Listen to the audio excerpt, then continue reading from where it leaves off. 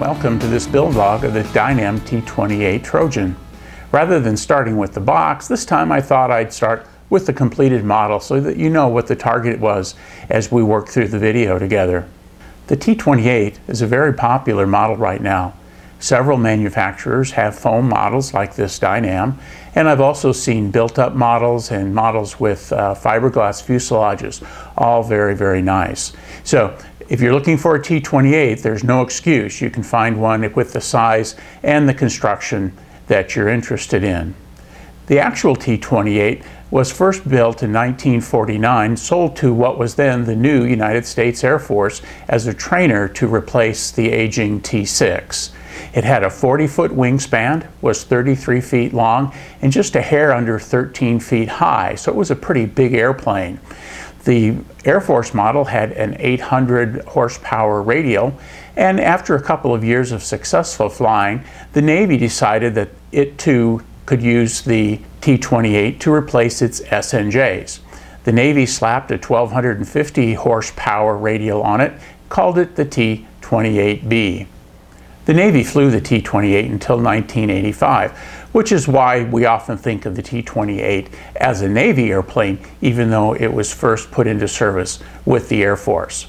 The Dynam model has a 50-inch wingspan, is 39 inches long, flies with an 850 kV brushless motor connected to a 30-amp ESC.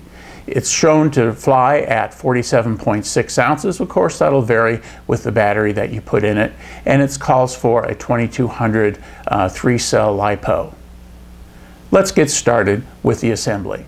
We've got the parts out of the box, and there really isn't going to be an awful lot to put together. In fact, the instruction manual here has pictures of only 12 steps, and so it's going to get together, I think, very quickly.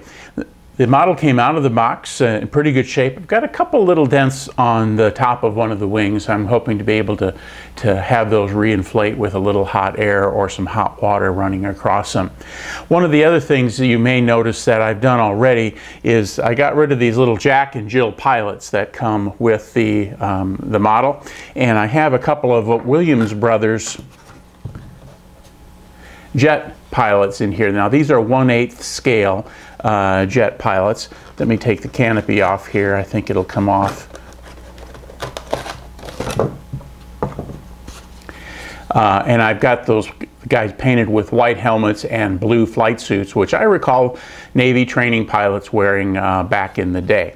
So we've got the two wings, the vertical and horizontal stabilizer, and the fuselage. Everything is pre-wired and ready to go. So before I begin the assembly, I'm going to get my servo tester out, test and center all the servos, so it'll make making the adjustments on the flight controls a little bit easier. And then we'll be ready to put this thing together. Now the first 4 steps on the instructions is nothing more than mounting the tail feathers, the horizontal and the vertical stabilizer.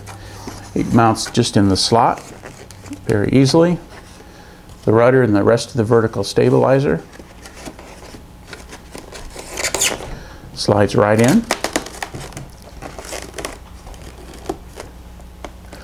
And we'll flip this over,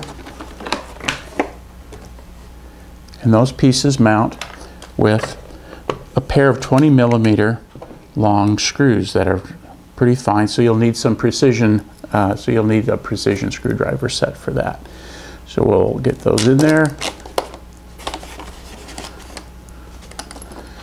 drop them in,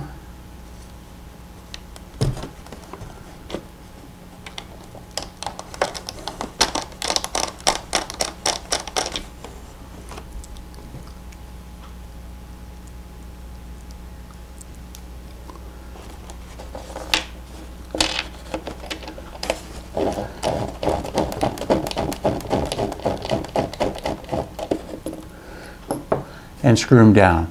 Nothing more complicated than that. Next, we'll attach the control surfaces to the quick connects.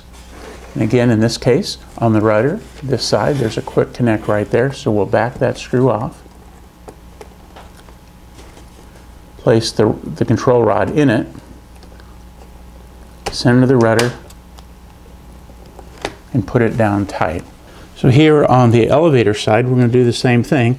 I'll just back the screw out, bend the elevator down, place the control rod through the easy connector, make it as close to level as we can, and then tighten the screw down.